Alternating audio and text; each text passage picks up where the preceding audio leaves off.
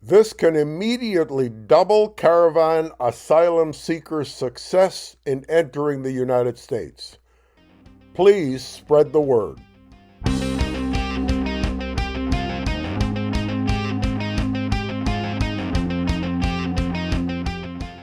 Asylum seekers and other immigrants who underwent forensic medical evaluations to reinforce their immigration cases had a rate of approval of their applications double, twice, a study indicated this past Tuesday. Welcome to Radio Labio's English program, where I share the most interesting notes of the day that you may not have had time to catch up on. Thanks for listening.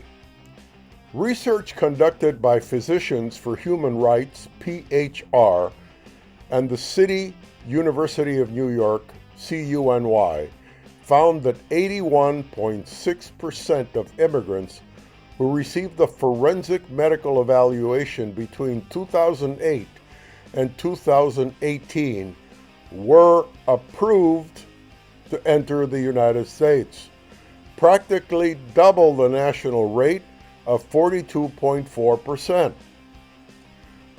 The study also found that 6.3% of the cases obtained avenues other than deportation, such as closing the cases. For example, a forensic medical evaluation, which is conducted by an independent physician, documents the physical or psychological consequences suffered by asylum seekers and other immigrants. This assessment also examines the physical and physiological damages that migrants will suffer if they're deported. The results of these evaluations are used to reinforce claims of a well-founded fear of persecution in asylum cases. The lead author of the study said in a statement that forensic medical evaluations can provide scientific evidence that a person has suffered persecution and harm, improving the likelihood that those seeking refuge in the United States will obtain asylum or other forms of immigration relief that saves their lives. However, the lead author, a professor at CUNY School of Medicine and a consultant at PHR, stressed that the U.S. faces a severe shortage of trained physicians who can provide trauma-informed assessments and care to people fleeing persecution and seek asylum in another country.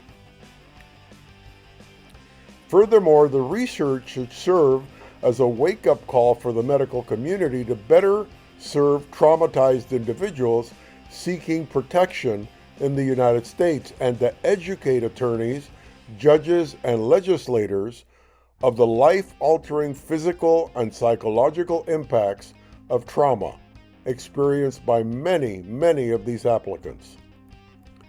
The study analyzed 2,584 cases of asylum seekers who received forensic medical evaluations through PHR between 2008 and 2018. A trauma-informed service system and/or organization is one in which all components of the system have been reconsidered and evaluated in the light of a basic understanding of the role that violence and trauma play in the lives of people seeking mental health services. You may wish to replay this podcast and write down the organization's information and contact them to see how they can help you get a forensic medical evaluation, which is conducted by a physician that documents the physical or physiological consequences you may have suffered that caused you to seek asylum. You have risked your life to get to the United States border to ask for asylum and spent thousands of dollars on top of it. This extra step doubles the possibility of your asylum case being approved. CIMH, the Coalition for Immigrant Mental Health, CIMH, is a collaborative, community-based, and research-informed initiative that is a partnership between immigrants, regardless of status, mental health practitioners, community organizers, researchers, and allies. CIMH works to promote awareness of and access to culturally and linguistically appropriate mental health services through education, advocacy, and resource sharing in order to improve and facilitate access to services for those who are undocumented or of mixed documented status. That means for families where some are documented and others are undocumented, you have access. CIMH envisions fair, equal, linguistically and culturally accessible mental health services free from stigma and fear for all refugees and immigrants, regardless of their status. Their areas of actions.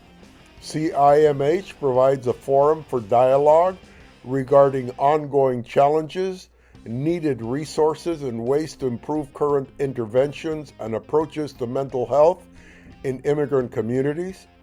3 areas of action have been identified: education and outreach, research and data, and advocacy.